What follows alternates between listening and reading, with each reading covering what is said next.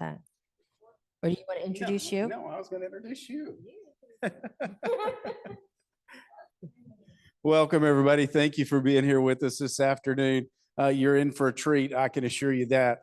I left everybody a card. If you have any needs of Aztec, you can fill that out. Just leave it on the table. I'll pick those up whenever we get finished this afternoon.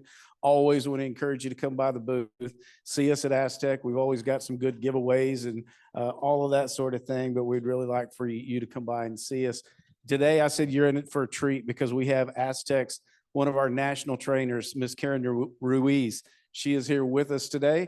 Many of you may have experienced our professional development that takes place every Monday. And this is now, you get to put a face with the voice that goes on every Mondays for Aztec. Matter of fact, they took off a little bit ago and went and did one for today. So hope you get a lot out of this information, but I know you're in great hands with Miss Karen Ruiz. Karen? Thank you. Thanks, Alan. So welcome, everybody. I am not used to a mic. I came from kindergarten and little kids, ankle biters. So I might use the teacher voice. So if this gets too loud, just tell me to back it off away. And if it gets too not loud enough, you let me know what the Zoom folks say. So I'm very excited to be here and speaking with you today. I come to you as an Aztec user. I come to you from Aztec as the trainer. Like Alan was saying, Chris Miller and I jumped up to our rooms around 2 o'clock. I have to remember where I am. I'm not in California right now. And did our webinar that we do every Monday. And so we did that. But I'm here to speak to you in person. So just so I get a feel for who's in the room, how many of our people in here are instructors?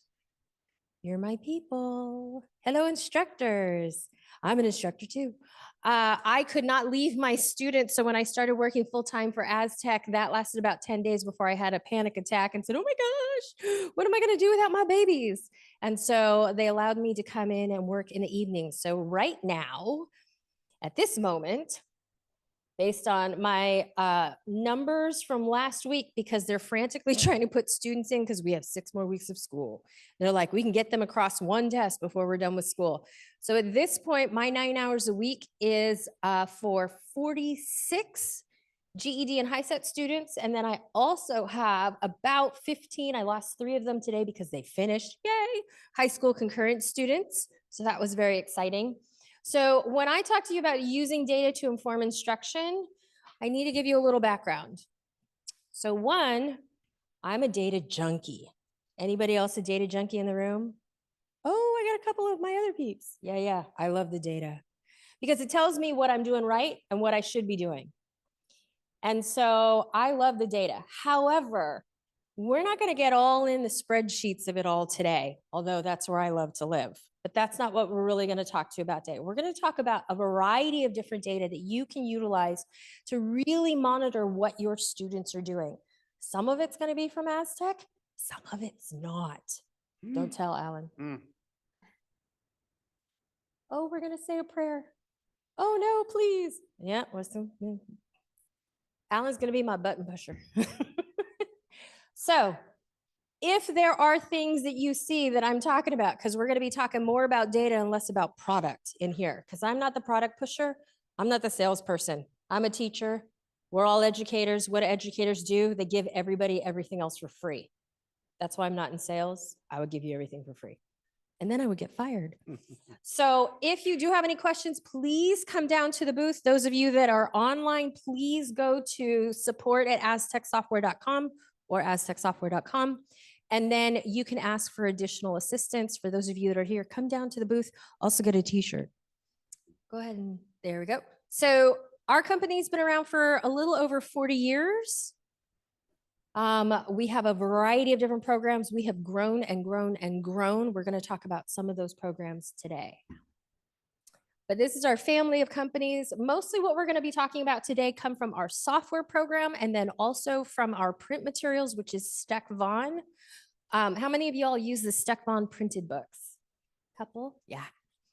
So for me, when I came into the company, we had purchased, or Aztec had purchased the StackVon family, the Paxson adult ed books, like right before I came in, which was such a good thing because I didn't know how to talk about GED without talking about books, and I was afraid I was going to get in trouble. But since we own them, I don't have to get in trouble about talking about somebody else's product. So what we're going to talk about today is the principles of data-driven instruction. We're going to have a little serious information. And then, whoa, go back for me. One more. Fingers hit the wrong thing. Sorry about that. Then we are going to talk a little bit about NRS data. Again, I'm not going to get huge in the weeds about that. We're going to talk about using that student data. And when we talk about that, I'm going to show you what I do with my students in my classroom. If it works for you, great. Maybe it'll bring some aha moments for you. And then if you do have any questions about, well, this is what my situation is, I can answer those to the best of my ability. Okay.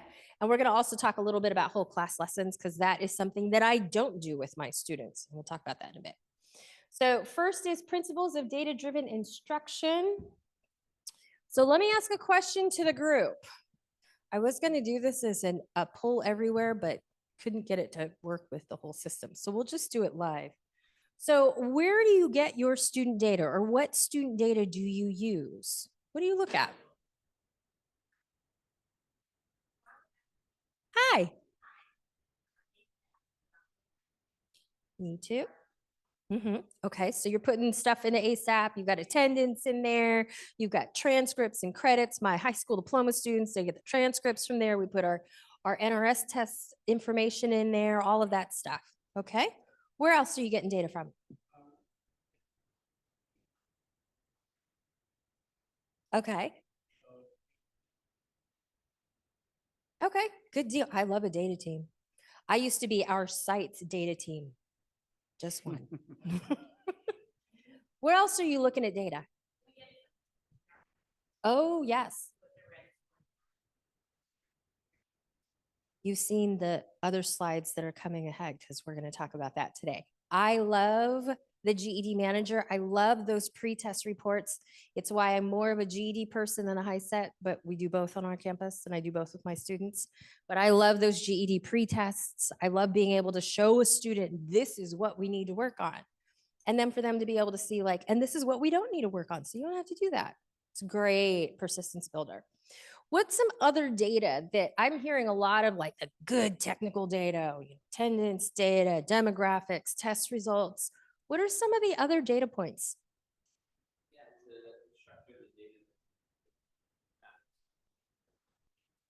Okay. Yeah, those scores are really important. Those NRS, either TABE or CASAS. Some other state has some other tests that are also approved by NRS, but mostly TABE and CASAS. Okay, go ahead. Next slide for me, please. Oh, that was our question. Sorry about that. Go ahead. Next one again. So data is super important. Why? Because it informs what we do, correct? But when we talk about data, we also need to kind of think about what it's informing us of. What I heard was lots of learning data, GED scores, TABE scores, CASAS scores. It informs us as to what our students need. And we need to take that information and really use that to build how we're going to instruct to our students or how we're going to build learning plans. We're going to talk about that in a little bit, but how we're really going to assist those students. Because the absolute worst thing you can say, particularly, I would say particularly to an adult student, is, oh, your scores are low, just study more. Because our students, and I would say this is true for any student, this is true for little kindergartners. It's true for any student, just study harder. And I know this because how many of you heard that when you were growing up as a kid? And I was the very pragmatic child that didn't know what that meant. Do I just read it more? I just read it faster? If I read it 10 times or 20 times, then I will get a better grade. And when I hit that certain pinnacle, for me, it was trigonometry. There was no amount of reading that was going to help. So study more was not an option. So we need to take that data and figure out, okay, how can I help the student? Where are their needs? What can I do to assist them? But there's also some other things that data is going to show you. Go ahead and click next one. We're going to talk about that in a bit. But first, let's talk about the principles of data-driven instruction. So this is one of those Edgemus speak hoity-toity statements about data. The term of data instruction refers to a teacher's use of the results from various assessments, blah, blah, blah. The big thing in that whole phrase about data instruction, the most important part is teachers' use. Mhm. Now, I don't want you to out your friends, but I bet everybody in this room knows at least one instructor that gives their TABE or CASAS tests and then walks away from the results. So those individuals are not using that data. And like you said, it's valuable data. It tells you a lot about your students. And it tells you more than just like, oh, their score went up. Ooh, they made a 3-point gain. Ooh, you're in the next level. There's so much more there than just that. On my site right now, my boss is on this in this conference, so I'm not going to tell you where I'm from. She's from Visalia. On our campus right now, we just finished our benchmarks, and the students were getting like 3 tickets if they came into test, and 5 more tickets if their score went up 5 points, and 10 more tickets if their score went up 10 points. There was no incentive for how many times our instructors were going to use that data. And I think there should be. Next one. Oh, yes. Yeah, there we go. So here's another huge kind of piece. And this says that student progress monitoring is super important. So that's not just looking at the data and saying, oh, you went up 3 points.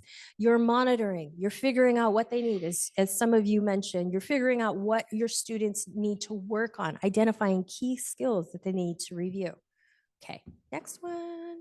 This is from the ACD, or Association for Supervision and Curriculum Development. I didn't make this up. Next one. So we know about assessments. Y'all have heard summative assessment before. Y'all know formative assessment. We're all good educators. We've heard those words before. We know what that is. So those are some of the data points that we're looking at, using that NRS data, using pre-test, using post-test, using those benchmark exams. Next slide, please. But let's talk about these 2 words: quantitative and qualitative data. So based on what we heard at the beginning, NRS scores, GED manager, CASAS scores, some of the data points that we're putting into ASAP, are those qualitative or quantitative data points? They're quantitative. Did we mention any qualitative data points? We didn't. I'm a huge proponent of those qualitative data points. I use both in my class, but I will tell you that my qualitative data points, those are really the things that guide the quantitative piece. So what we have in here are things, oh, click for me, Alan, please. Thank you. This said teacher and parent. I got this off of a K-12 site. We don't have parents. Our students are the parents most of the time. So I just crossed that out. So teacher observations are going to be your qualitative piece. So I mentioned before, I have like 46 students plus another 15 or so students. So I have a lot of students. I will tell you right now, I see my students every 40 hours when they benchmark test, because my students are all working from home. They can come in and work if they'd like. I do have one mom, she just gave birth like about 3 months ago to twins. So she comes in every Tuesday, Wednesday, and Thursday. And she can't wait. In fact, she was really nervous that I was going to be here this Tuesday, Wednesday, and Thursday. She's like, oh, do I have to work from home? And I said, no, no, no, no, no. You know, Miss Tiffany, she's right next door. She's going to be there too. And our Miriam is going to be here also. So you can come on in and you can work. So my students can come in and work from home or from school if they'd like to, but most of them choose to work from home. They don't have to worry about transportation. They don't have to worry about childcare, things like that. So in order for me to really get to know my students, I have to have conversations with them regularly.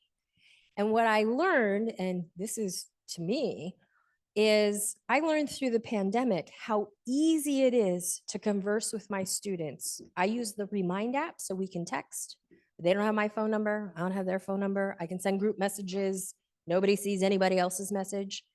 And what I learned is by having a conversation with a student and really going back and forth, what are you working on? How can I help you? Hey, I noticed you were working on this. I now know my students better because I work with them through the app and I work with them or through the texting app and I work with them based on what they're working on, what they need. I know my students individually better than when they were working in my classroom.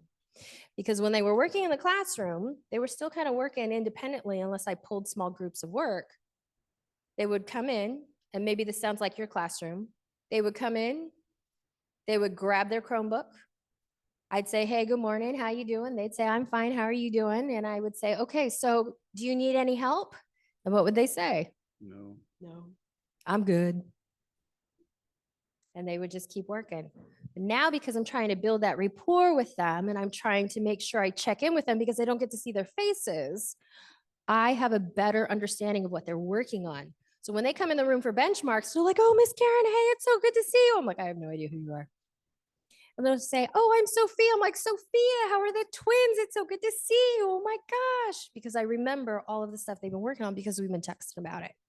That qualitative data, I'm telling you right now, is the biggest bang for your buck. That is the moneymaker for me. That's how I built persistence. It's all about things like in-person conversations, phone conversations, email conversations, texts. The quantitative data, this point over here, in addition to all of those scores and all of their accomplishments, we need to also think about some of the other qualitative data. When are they working? How many of you have students who are working remotely? Couple. Do you know when your students are working remotely? Are you keeping track of that?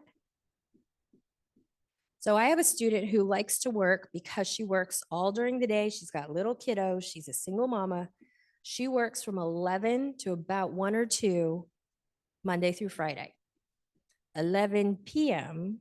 to 2 a.m. Monday through Friday.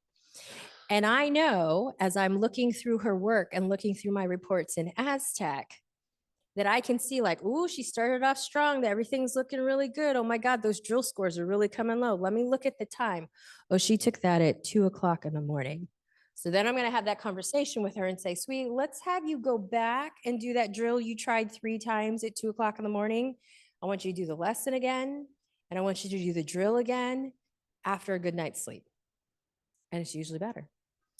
Other qualitative or quantitative things to look at. How many times are you doing the activity? How many of you are Aztec clients or using Aztec?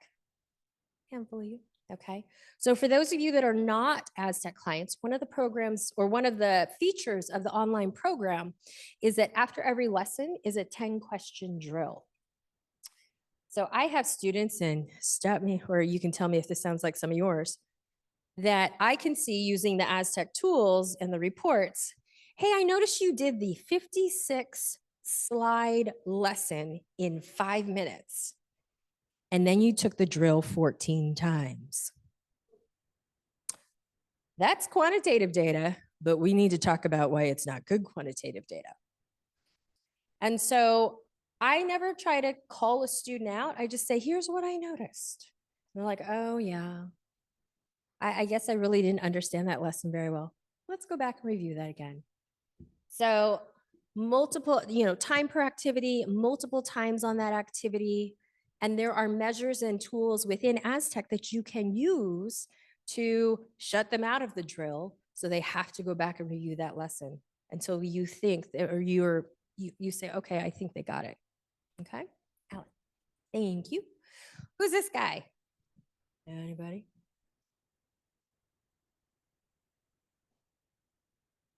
Yes. Do you know who Malcolm Knowles is? Who's Malcolm Knowles?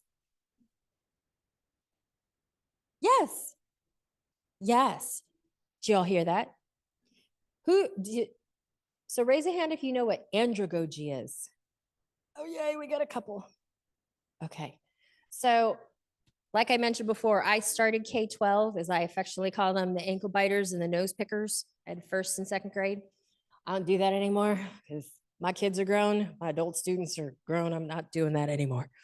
So andragogy is all about adult learning theory. And one of the great things about adult learning theory is once you understand why your students are thinking the way they're thinking or acting the way they're acting, or they come at education the way they come at it, then you're going to be better prepared to kind of meet them where they are mentally with adult ed. Because coming back to school as an adult is scary, right? Like, I don't know how many times you've said it, I've said it multiple times to students. I'm just so thankful that you showed up. I'm so proud of you for just showing up. I know how hard it is for you to just come back to school. So Malcolm Knowles had 4 different principles. He had a lot. We summed it up to these 4 very specific principles. Our adult students, they need to know the why. Why am I doing this? How many of you are GED or HiSET teachers? How many of you have heard, why do I have to write an essay? I will never write an essay again. I'm a welder. I work in construction. I work in agriculture. I'm never going to write another essay. Do you have a good answer for that question or that statement? Do you just tell them to do it? What do you tell them? Yeah, I saw a head shake.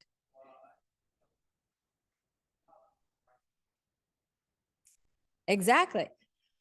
So they need, yeah, exactly, in the back.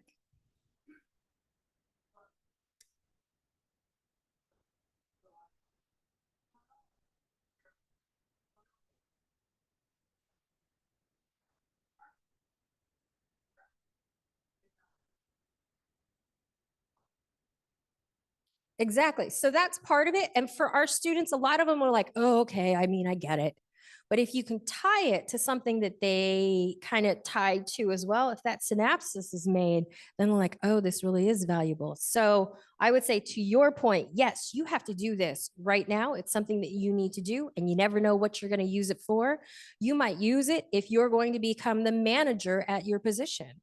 You're going to have to write evaluations. You're going to have to write emails that say, hey, I need this, that, and the other thing.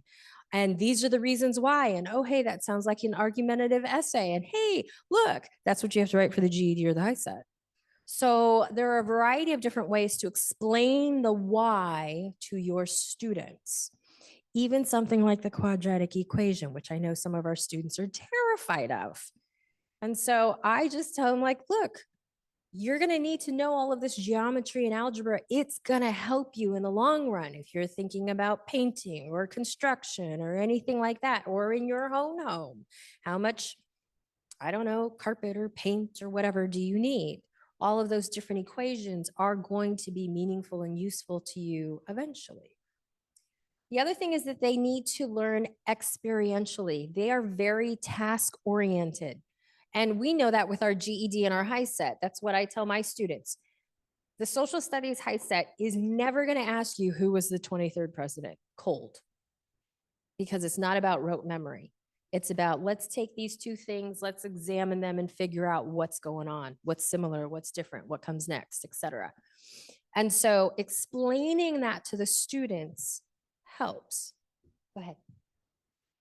They need to be included in the planning of their education. And so by sharing with the student, hey, I noticed you did XYZ, this is what we need to do next, or this is what you need to go do and repeat again, it includes them in the plan. I never come at them and say, you were da da da da da, or I never say, you have to XYZ. We start off with decision making. Do you want a GED or HiSET? Which subject area do you want to do? I'm going to give you a little push towards language arts, except for my 5 unicorn students who all wanted to do math first. That's a rarity, but it happens, like unicorns. So we need to kind of figure out how to get them included. The more they feel like they're in control of their education, the more likely they're going to return to school because they feel like they have some sort of control or power over it instead of just something they have to do. Because nobody likes to do stuff they just have to do. I don't. So last one is that they are really, for the most part, they are motivated to learn. for the most part. We always have those ones. But even our students that come in, I've had students who come in and it's like, I can't stand Aztec. I don't like the computer. I just want to learn out of a book and I just want to be done. I just want to be done. That student is still motivated to learn. We just haven't found the right way to get them started, but they are motivated to learn. Even our students that only do like an hour a week, and I have a conversation with them and say like, hey, our limit is 10 hours a week. I got to have you do at least close to 10 hours a week. We cannot do 1 hour a week. I get yelled at by the office staff because they got yelled at by the admin. I got to have you do more. And if they time after time after time say, oh my gosh, please don't drop me. I'm doing the best I can. I can only do an hour a week for now. They're still motivated to learn. They're not where we want them to be, but they're still motivated to learn. So these are the things that we need to kind of think and keep in mind as we're working with our students. Okay. Thanks. So NRS data, y'all know NRS, right? Who are my CASAS people? Hello. Who are my TABE people? Hello. Anybody else? NRS data? Okay, mostly CASAS and TABE. I know there's some outliers. So this is my favorite quote. It comes from CASAS. It's from their paper called Aligning CASAS Competencies, Assessments to Basic Skills, Content Standards, etc. Go ahead and click it one more time. It should highlight. Nope, back up. Sorry, just kidding. Other presentation. So, but this is my favorite quote. Competencies and content standards of the highest quality are not beneficial unless adult educators actually use them in the classroom. So any of you former K-12? None of you? None of you were K-12? So let me give you a highlight of K-12. I did K-12 about 20, oh gosh, I'm old. 25 years ago. At that point, we didn't have anything on the computer. So we had standards, books of standards for every single subject area. So I graduated all rosy cheeked and I had a stack of books and standards, one for social studies, science, physical education, everything, you name it, K-12. When we went to write our lesson plans, every lesson plan had to have a standard next to it. Everything that went on the wall had a standard next to it. Everything that we were doing had a standard next to it. Here's the horrifying part. I had third graders at the time. When my principal would walk in the room, my third graders were trained because we were trained to look at the door when the door opened. If it was an administrator, the students would then stand up, look at her and say, we're working on reading standard 3.1.2. Did they know what that was? No. But I did, and the principal did. We're not talking about that for our adult ed students. But what we are talking about is that our administrator or our educator, need to know what those standards are and be able to identify what our students need to work on. Now, I said reading 3.1.2 because that is actually the reading content standard that I know for my GED students, they need to focus on because that's the one on inference and using evidence. And that's the big one that they need to focus on. Go ahead. Thank you. So why are we going to focus on our NRS data? Well, first and foremost, go ahead and click that one for me, Alan. All of our students have some NRS data, right?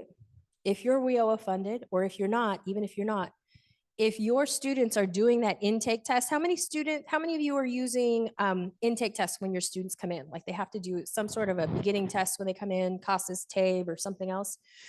So all of our students have some sort of data. And from the intake test, that's our NRS data. That's either the same on your site, CASAS, TABE.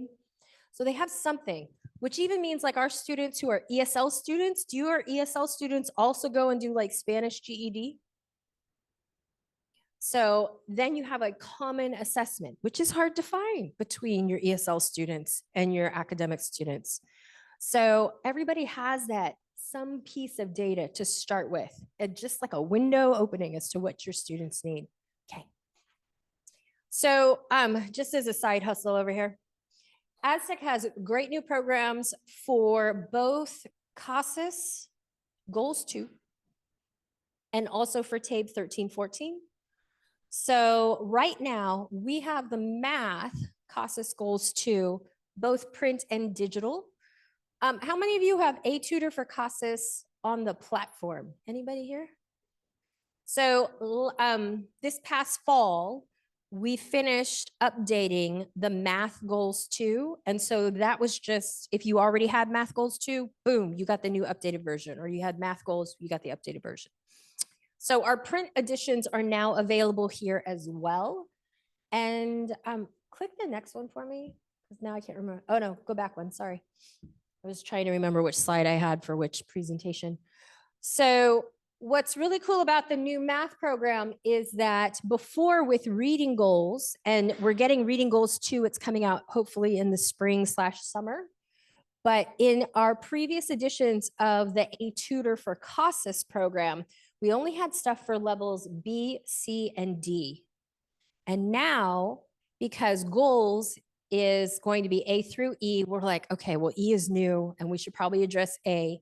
So our math goals, both print and digital, go levels A, B, C, D, and E. And we'll do the same thing for reading goals also. So I really appreciate that, because before we were telling our clients, hey, if you've got a student who's in level A, you just need to work on some of our other ABE programs and we'll help you out. Now we have very specific leveled materials for level A and also for that E level as well. Okay. So, oh, here's our digital program. So you can see here, now we have the digital here as well. You should have that update, I think, for yours for goals 2. For math, you should have the math goals 2 now with the A and E levels. Okay. So for A Tutor for TABE, we also have our updated versions that are coming up with 13-14. As soon as that gets finalized, we're looking hopefully spring, summer, that's coming very soon. Okay. So we do have all of our materials for the TABE 13-14. We're going to have E, M, D, and A. So this is the reading. The print materials are both the student edition and then also a workbook. And we have the language level or language books, and then also the math books as well. Okay. So let's talk about using student data with my GED student. And if you do have any questions, raise hands, like interrupt me. So I sound kind of like you. I start my GED students, as soon as they hit that CASAS score to come into my class, the first thing we do is we take a GED ready practice test. For pretty much all of them, we start with reading, except for my 5 unicorns who said they wanted to start with math because they loved math, which was really creepy. But that's what they did. My first student that said, I love math, it was pre-pandemic. I had a classroom of 20. She comes bounding in. She's so excited to start. She's like, I love math. And my entire class looked at her like, I'm sorry, what? But she passed it right out of the gate. Super high score. So I like to take the report, and then you all know that you can link the report to the study material. Yes? Okay. That's my favorite thing in the world. So I can link it to the Aztec program. Go ahead and click for me one more time. And then it's going to tell me exactly what activities that student needs to work with. So I share that information with my students and say, oh my gosh, look at all the things that we get to skip. And they're like, I can't see them. I said, oh, just wait, I'll show you. Go ahead and click again. So if I have a student who's higher than like 150, 155, 150 is the cut in my class. I want you to have at least a 150 before you go on and test. Just because if they get test anxiety or test exhaustion, I don't want their score to dip so low that they don't pass. So 150 is kind of our break. But if they're right around there, I'll have them use our GED Flash program. Who's heard of GED Flash? Yes? I love it. Do you love it? It's my favorite. So GED, oh, actually this is GED Play. Huh. So GED Flash is flash sets, like little flashcards. You get 10 at a time and the students can work on those flash sets. They're just GED questions. A lot of times for our students, even if they score really high in their test, they're like, but I've never taken a test on a computer before. Do you have something I can practice with? I'm like, I do. I have GED Flash. GED Play is another great activity or another great program for the students to use. I like GED Play both for my students who need review and my students who are ready to test, but maybe just need that academic language refreshed in their brains. So GED Play is a series of videos. They hit all of the key standards and concepts. Each video is about 8 minutes long. And there's a ton of videos. So I'll tell you a story real quick because my boss isn't here. You're my boss. Don't tell my boss. My principal boss. I want this program so bad on my campus because when I saw it as an Aztec worker, I'm like, why don't I have access to this for my students? It's the coolest program. I did work on another campus for a little while and I did have access to GED Play, and it was the coolest thing because I had a student who scored like a 160 on their social studies. That's a huge score. But the student said, I've been out of school for like 20 years. I don't remember the difference between a territory and a state. I said, well, let's put you on GED Play. And she said she just played the videos over and over again. She played them on her phone. They were in her earbuds while she was taking her kids to school. She was playing them while she was in the grocery store, while she's washing dishes at home. And she said, after a week, I had watched and listened to all of the videos for social studies. And she said, all of that stuff came rushing back to me. And her score went to like 170 on the practice or on the official test because that language was more familiar to her. So it's a great program. GED Flash, sorry. GED Flash or Flash Sets practice questions. There's thousands, I believe 9,000 is the newest number. So as I tell my students, you're never gonna get the same question twice.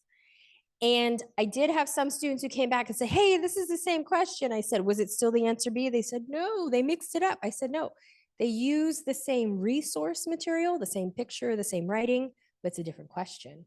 Said, don't try the sneaky way out. It's not going to work. Okay, go ahead. So GED Flash, again, what I love is that they can do the practice questions. Once they do that practice question, they hit the answer, regardless of whether the answer is true or false, they're going to get an explanation.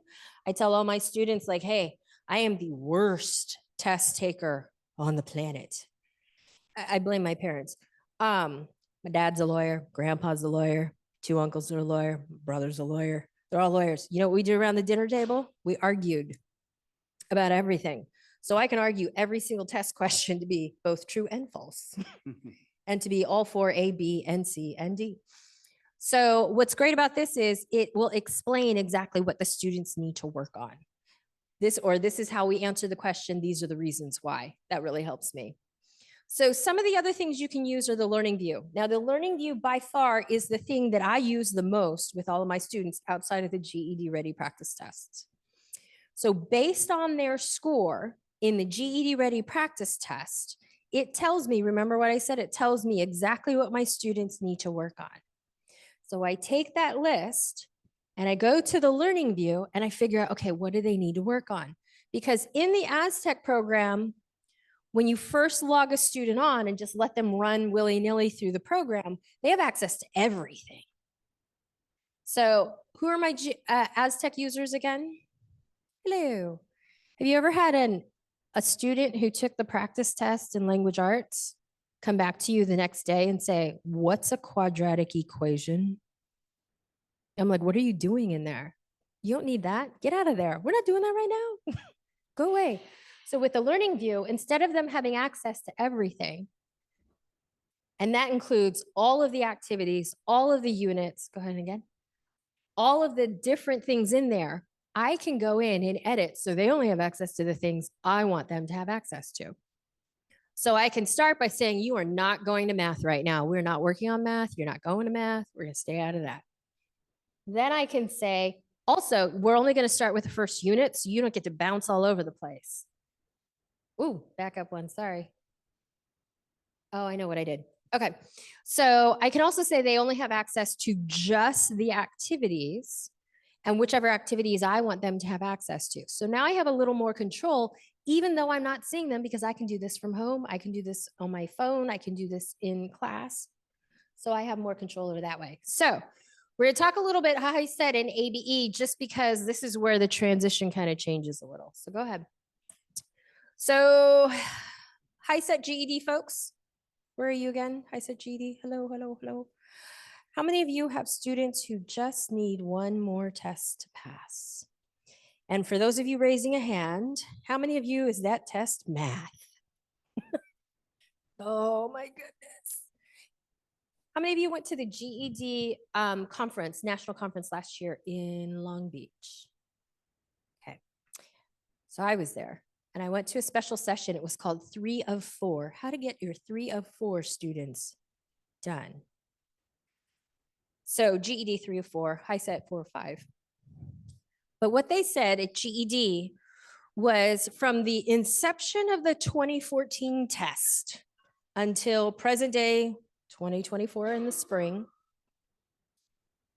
there were over 100,000 students who only had one more test to pass. From 2014 until now, that's a lot. Here's the big kicker. 83% of those students needed math. It's horrifying. Scary. Now, how many of those HiSET and GED students do you have that are not at the GED level of math when you go to tackle math? A lot. I would say almost all of my students. And it doesn't matter, right? It does not matter how high their language arts scores are. I had a student who passed all 3. I was all 3 of the other tests: science, social studies, language arts, passed 3 in a week, 165 or higher. And we get to math, and it was like the biggest, thickest brick wall I've ever seen. And I thought, okay, well, we'll just, we'll kind of fuddle around in math and we'll work through it slow. And that didn't work. I said, okay, so well, tell me what you're struggling with. She's like, well, I don't really understand fractions. Well, fractions is way different than like algebra, geometry. Okay, well, you don't understand fractions. So we're going to jump way over here. Okay, we're going to jump over here. So we worked a little bit on fractions and I said, okay, well, what are we struggling with? And she said, you know what I'm struggling with? I mean, they said that fractions are like division, right? And I said, yes. And she said, well, I don't really understand division. Oh, okay. So we're going to go over here a little bit more. I said, well, tell me what you don't understand about division. She's like, well, in division, how you have to like subtract stuff. And I said, yeah. She's like, I don't understand that. I said, what do you don't understand? She's like, why do you cross numbers off and put little numbers over your little hash marks over here? You're crossing stuff off. I said, you mean borrowing? She's like, yeah, I don't understand what that means. I was like, okay, we're going to go over here. So I had another student, and here's that qualitative thing that taught me. I thought, hey, you passed all these tests, so we're just going to give you the GED Ready Practice Test in math, and we'll go from there. And I made her cry in like 10 minutes. She sat with that test for 10 minutes, put her head down and sobbed. And then I sobbed. And then the student next to her sobbed. It was a great day. We had a good day in class. It was a lot of fun. So what I do now with my students, again, qualitative, is I have a conversation with them about math before we even get to a practice test. We have what's called math talks. So when you're all done, you pass your science test, I say, okie dokie, that's great. Let's talk about math. Not let's take a math practice test. Let's talk about math. Tell me, do you do a lot of grocery shopping? Do you do a lot of shopping? Yeah, I do shopping. So do you look for sale prices? Yeah. So if something costs like $300 and it's 20% off, how much money did you save? Oh, I don't know. But 20% is a lot. So I say, okie dokie. So if they can't tell if they can't answer the basic questions about percentages, we ask a little questions about, about fractions as well. If I've got 3/4 of a can of paint and a half a can of paint, how much paint do I have? If they can't answer those questions, I'm not going to make them cry and take the GED Ready practice test. So again, qualitative data. What do I know about you? And so what Aztec has are these locator tests. And so the locator test is going to tell you what level of Aztec is that student in math, in reading, or in language arts. So I will give them the math test. And I have a lot of my students, I'm telling you, that score into that fundamentals level, the beginning level. And we're going to talk a little bit more about that. But it'll tell you exactly with that score if they're in that fundamentals, the beginning level, foundations, pre-HSE, or HSE. Okay, next one. We also have it in Spanish now because we have products all the way from beginning ABE level up through HSE or GED level in Spanish. So we have a locator test now for all of those different levels as well. So I take that information and then I can build a learning view. That's why we jumped really quick from learning view. Remember that learning view we were talking about? So some of the things I do is I don't just say, okay, so we've tested into fundamentals. You're at the lowest level. We're going to start right there and let's go. Because that's a lot of beginning stuff. For those of you that anybody have access to the fundamentals class? So fundamentals in their math starts with number sense. That's the first unit. Next one is whole number addition, whole number subtraction, whole number multiplication, whole number division. A lot of our students already know that stuff. So one of the learning views that I created, go ahead and click for me, is this one here, which says math, and it's the first 5 pre-tests. So each unit in Aztec has a pre-test, lesson and drill pairs, and then a post-test. So this is for the first 5 pre-tests. The ruling in Miss Karen's class is you get 80% or higher on your pre-test, you get to skip the unit. Sometimes the students go in and they might get an 80% or higher on some of the activities. So I need to go in and dig even a little bit deeper. But if they get an 80% or higher on the pretest as a whole, we're going to skip that unit. And there is nothing that builds persistence more in an adult student than telling them, you know something, which means you get to skip it. Because they walk out going, oh my God, I know something. I didn't know I knew anything. That's cool. And she's not going to make me do it again. Because that's kind of high school, right? We're in a special kind of difference between high school, GED, and HiSET. GED and HiSET, it's let's get to this level, test you, make sure you're at that level, you get your certificate, and we're done. High school diploma is you got to do everything. So this is a little bit different for a lot of our students. It's a little faster that way. Go ahead and push again. So this is kind of on the back end of Aztec, but if you go into any of the classes, you can click on the student scores. So remember I said you're going to do that first 5 pre-tests and we're going to see where they are. So in this section, which is student scores under teaching, go ahead and click again for me. There we go. Click one more time. There we go. And one more. Uh-oh. So this little chip right here, which I think is the chip off of my credit card, that's what it looks like to me. But if you click on that little chip, go ahead and click again for me and click one more time. It's going to open up this new frame.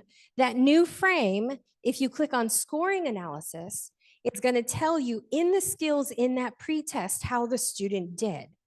And I know for some of you in the back, it's probably hard to see, but I can kind of read for you. Go ahead and click again for me. So these here are the skills the students are working on. And those are also the names of the lesson drill pairs. So in the back, for those of you in the back, this says that this student on their pretest scored a 57% in one area, a 71% in another area, and 100% in the third area. So I share this with my students, and actually in the updated student platform now, the students can access this information as well. So I've trained my students to go look at it. I still verify, but I want them to see it so they know like, oh my gosh, I get to skip things. I'm so excited.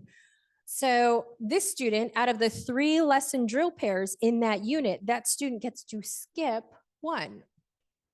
And so I share that with the students. They're super excited. They have stuff that they already know. They can see that, okay, I don't have to do everything. It makes it physically feel like there's less I have to do. I can get done quicker, which is for all of our students, the biggest motivation. Go ahead. So I also use the reports from Aztec. In fact, in the, I think this is what I was sharing with you. Now I forget, Sonia? Yes, this is what I shared with you in the booth, the different reports and looking at the reports. You're looking at yours now. So the two reports I use the most are the time on task and then the student activity detail. What I explained to Sonia was there's one that's called student attendance, which is log in and log out time. But that means that's time when your student logs in and kicks it in the lobby or leaves their computer on and goes and gets a snack or does something else. I tell my students, oh, since they can't see the side. Yeah, Aztec's only going to record your time for the activities you're working on. So that's the student time on task report. So if they're actually doing an activity, you're going to get that attendance. But the student activity detail report, I run every single day I have class, Tuesday, Wednesday, Thursday, right before class time for the prior week. Go ahead and click for me. There we go. Oh, it's so little. So the student activity detail report is going to tell me which exams each student has done for the past 7 days, how much time they've taken on those exams, what their scores are on that exam, and if they've done multiple attempts, what the scores are on those attempts. Go ahead. Oh, next one. Oh, sorry, one more. The student activity learning time is going to be that one that tells me how much time they spend on each lesson. That's really important if you have a student that's struggling on a drill or a post-test. Hey, I noticed that your drill or post-test scores are like in the 70s, 60s, 30s or below, but I also know that the learning time you spent on your lessons was like 10 minutes each. So let's go back and review that again. Go ahead. And then the drills, I love the drill report because it tells me exactly for every single drill attempt, how long you've spent, what your score is, how much time, and when you started and when you stopped. So I know for my 2 a.m. worker, like, sweetie, let's hit 1 a.m.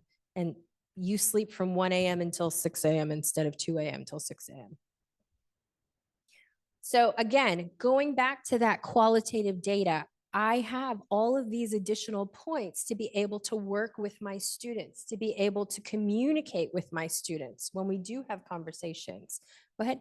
And then I also have data about their work habits, even though they're not sitting in my class working with me, under me, next to me, or what have you. Go ahead. So when I have conversations with my students, and they're mostly through text, some of them through email because they don't have phones, I can say instead of them, they check in Tuesday, Wednesday, Thursday, they send me a text, say, hey, I'm checking in. So instead of it being a response like, yeah, thanks for checking in, I can say things like this. Hey, I noticed you completed 5 lesson drill pairs last night. That's amazing. And your scores were 70% or higher. You're doing really, really good. Keep up the good work. Do you need more work from me? So as a student told me, wow, you really pay attention. And you can see everything I do. And I say, yeah, I can see everything. So it holds them accountable because they know that I'm going to hold them accountable. I don't call them on the carpet either. But I did have a student who was struggling and she said, man, she said, I just know I'm going to get that text from you and you're going to be all chipper. And I'm going to say like, I only got to work 10 minutes yesterday. And I said, I'm going to celebrate those 10 minutes and I'm going to ask you to work 3 hours later on. So having those conversations with them, things like, hey, I noticed that your scores were below 80%. Instead of just saying, hey, I know your scores are below 80%, I can give them some suggestions. Hey, go back and do the lesson again. Go take some more notes, add to your notes. If you're still struggling, reach out to me. My algebra students, my geometry students, they send me pictures. They'll send me screenshots of what they're working on. Say, Karen, I don't understand what this problem is saying. I don't even understand what the explanation is saying. Can you help me with this? Then I'll write it out and send it back to them. Go ahead. This one's my favorite. This says, hey, I noticed that you took the drills yesterday and you did 2 10-question drills in under 7 minutes. Can we talk? Or if you expand on it, it says, hey, you can click again. It says, hey, I noticed you did those 2 drills. You got 100% on each of them. Congratulations. So look at all the data. That's important. So here's the other question that I get a lot. So every single one of my students has an own individual learning plan. I go into the system when we first get started with them, after they take their GED ready practice test or after they take the locator test, we figure out what they need to work on. Then I build a learning view for them. They're all individualized once we get out of those first 5 pre-tests. And I have heard so many people say, oh my gosh, that sounds like it's so hard. And I was one of those people pre-pandemic, because when my field service rep, Colin in California, showed me the learning views, I was like, I'm never doing that. That was a lot of work. But the pandemic happened, and I wanted to find a way to communicate sensibly, informatively with my students about what they were doing. So I was like, well, the only way to monitor is to use this learning view. Let me see how to do this. And I figured it out during the pandemic. Now, for me, it comes as second nature. So I can update their learning view wherever I am. Now, how many of you are working 8 to 3 and don't step outside of that boundary? And it's okay. Some of us are like, it's totally okay. Some of our sites, like my boss, if she were to hear this right now, she gets really irritated when I'm working outside of my hours. But my babies need me. So I've been answering emails and texts from my students as I'm working out in the booth. I haven't been doing it now. My phone is probably going to be full of helps.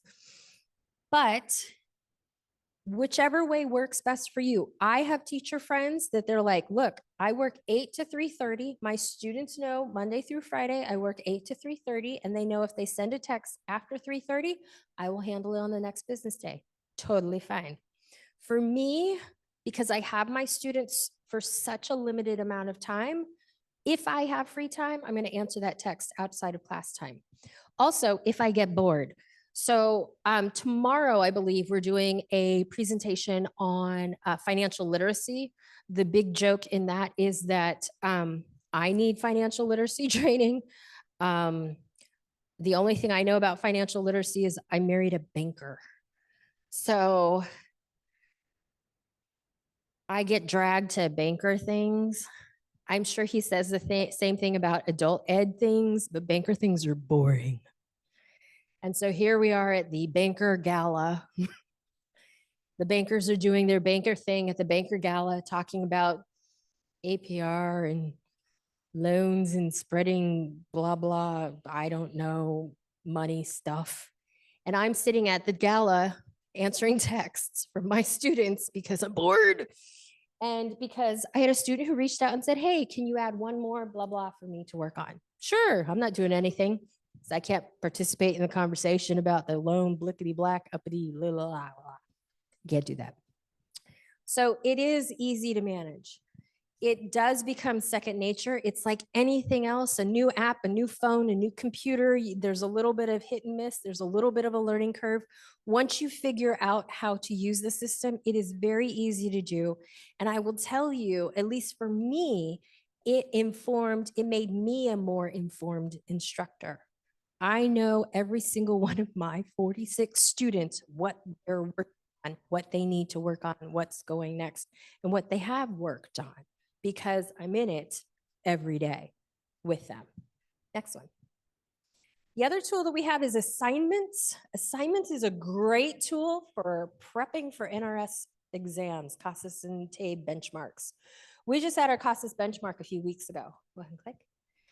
So this is, oh, well, I don't know how many of you can actually read that, but I have for assignments on the assignments tab for my students, I have assignments that are built based on the CASAS standards and the ones that I know our class or our students need to work on.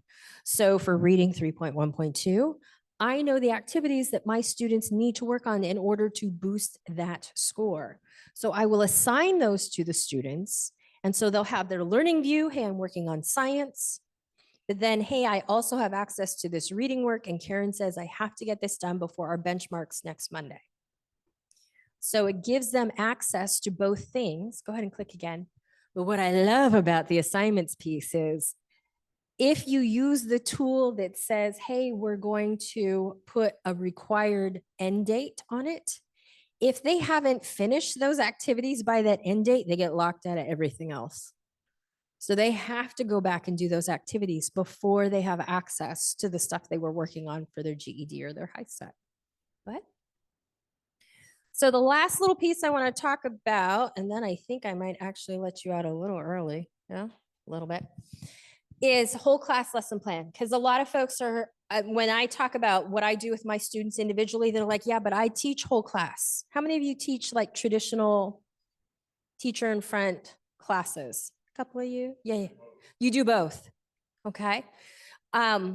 So I wanted to kind of talk a little bit about how that would work with all of these. Go ahead. So for direct instruction, you have a lot of different options from Aztec as to ways that you can teach to the students and use some of our different products. So introducing an activity, you could maybe use the GED play videos. And I've seen instructors where they say, oh, those GED plays, we're going to do a flipped lesson. How many of you know flipped lesson? You know, flipped lesson. So flipped lesson means instead of for homework, I practice what we learned in class. Instead for homework, I'm going to give you an activity that's going to give you some prior knowledge. So then we do have that direct instruction lesson in class, then you come in knowing stuff. Like, I know what a quadratic equation is before I get in there, things like that. So I've seen folks that have given the GED play as that. I've seen folks who've given their pre-test as kind of their prior knowledge or flipped or introduction. That really helps because then the teacher kind of knows where the students are, how much they know, how much they need to know. I've also seen people who use the entire lesson on Aztec as their flip lesson. You're going to go home, you're going to do unit 1, lesson 1. You're going to watch it on your device or what have you. You're going to answer the drill. Great. That's your homework. And then when we come in, we're going to extend and expand on what you learned. We'll do some physical, representations of that or things like that. Okay. Then the instruction, again, you can use whatever you want. I have seen instructors that say, hey, Aztec, thank you very much for your lessons because those are the lessons that I teach. I use your PowerPoints or your slide decks on the lessons and I use them to teach. And I said, when the first instructor who said that to me, I was like, are you pushing play on the lesson and then sitting in the back of the room? She's like, oh no, that's not what I'm doing. I was like, oh, thank God. She's like, no, I'll have the lesson play for a couple slides, then I'll pause it. Then I will have the students get up and do an activity. Or anytime there's a skill check, I'll pause and I have 4 more skill checks that we do together. Or I'll have them reread the thing together and they'll do it like in, little choral pairs. We'll do a variety of different activities, but I didn't have to build the lesson plan. I didn't have to build the slide deck. You already did it for me. I just get to expand on it. So I think that's a really powerful use of that because I know a lot of folks, when we first started down this route with online programs, and I've heard it from the Edgenuity folks, I've heard it from the Burlington English folks, they said, people think that digital classes means I just set my students on and I let them do their own thing, which is not what it is. So do y'all remember Ron Popel? He had this set it and forget it chicken. Remember, you put it in the little oven and you set the chicken and forget it and boom, it cooks and it's done. Aztec is not a set it and forget it chicken. You do not set your students on Aztec and boom, in 10 minutes, it's done. They have their GEDs. That's not how it works. But there are a variety of different ways to use those materials to be able to teach your students and engage with your students, not just set them in front of a screen. It's not a babysitter. Oh, there's the introduction. Yeah, activities. Go ahead and click again for me. Oh, these are some more of those GED play videos. Again, with GED play, it has a live person. Oh, let me back that up. It's not a live person. I said that wrong once before. And they're like, how does that work? It's a recording of a person presenting the lesson. The students cannot ask the video a question. So it's a recording. But those are GED master teachers that are in there that are doing the presentations. So they're explaining all of those key concepts. Go ahead. Oh, yeah. Click again. Click again. click again. Those are all the videos. They're usually about 8 minutes long, which is really good. So there's not a whole lot for them to sit and watch. We know that students and adults, they have about an 8-minute attention span and something that they're not 100% focused on. It's different than a movie, you know, so about 8 minutes is all we can take. Think about that the next time you have PED and they make you sit there for 45 minutes. Really should only be 8. Okay. Introduction, we talked about introduction. Go ahead. Objectives, lessons, more activities. So you can see how this would be a great way to introduce concepts to your students before you get into the meat and potatoes of it all. Okay, keep going. There we go. So those activities, you really can just use them in a variety of different ways. So I would suggest using those along with that data to figure out exactly how to meet the needs of your students, either individually or in small groups or whole group. Okay. So I've talked a lot. Do y'all have any questions?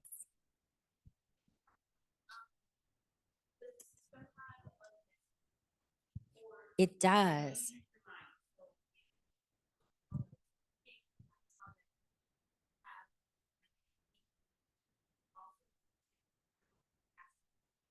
So there is a tool, and now that you ask me, I'm trying to remember where it is. There is a tool where you can sync up with a student and send them a message.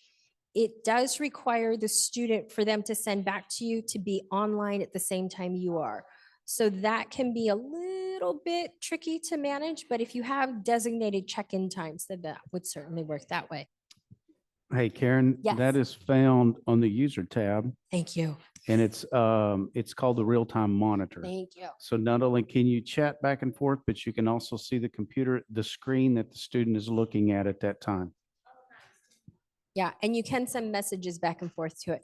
It's something I don't use a lot with my students because I am not up at 2 o'clock in the morning when they're working. But yeah, that's certainly something you do. Thank you, Ellen. Other questions? Yes.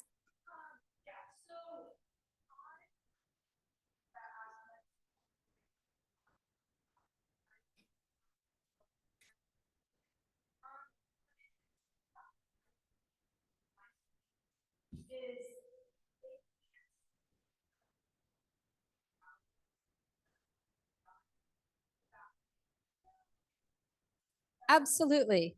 So if you go onto the site, when the students log in as themselves and they get that first little message that says view classrooms. So right above where it says view classrooms, there's 2 tabs. One of them will say insights. They click on the insight tab, scroll all the way to the bottom of the screen. That will tell them how many hours they have. And they can set it, I think your site could set it with your field service rep. So ours, I know, is set for how many hours for the last 7 days.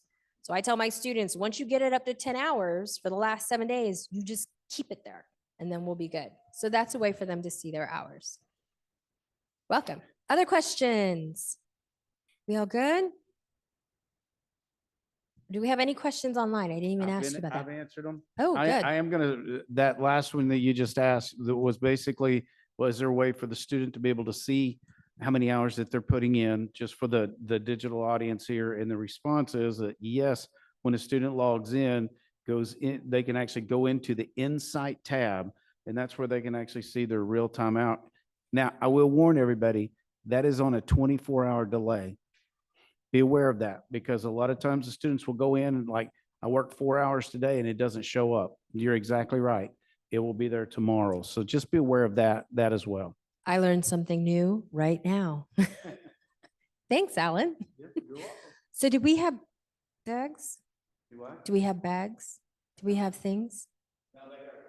Oh, sorry. Y'all got to come by. Other question.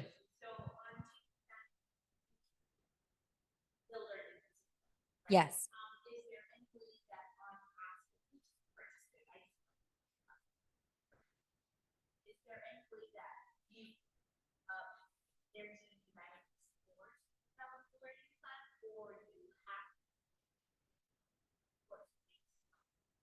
So you have to do it individually. based on their scores and based on the GED report. And then you, as the instructor or educator, have to manually create that learning plan. There's been some talk, but it hasn't come to anything yet. I haven't seen plans for it, but there is some talk about, hey, wouldn't it be cool if that would automatically happen? That's a huge building process, but it is something that's kind of been batted around. Let's put it that way. I'm hoping it comes soon. Can I give you a suggestion on that as Yes. well? Okay, so the question was, is whenever you download that from the GED testing services, can it automatically be uploaded to Aztec so it populates? No is the answer. You can Yeah. go in and build the learning view as Karen's talking about. One other feature you could use is look at that and see which units that the student needs, and then have them go in and take the pre-test in each one of those units. Then the system will actually automatically populate the lessons that they need. Come by the booth and I can That show you is how to true. do that. That is true. Yeah. Yes.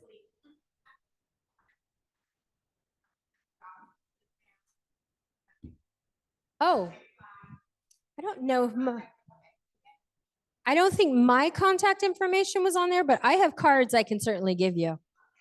Yeah. Any other questions? We all good? Well, thank you all so much for joining us. I believe, where are we at? We're They were good on doing time. yours. We're Yeah, good we're on done. time. Okay, thanks all for joining us. I'll dig my cards up and I can give those to you. So thank you.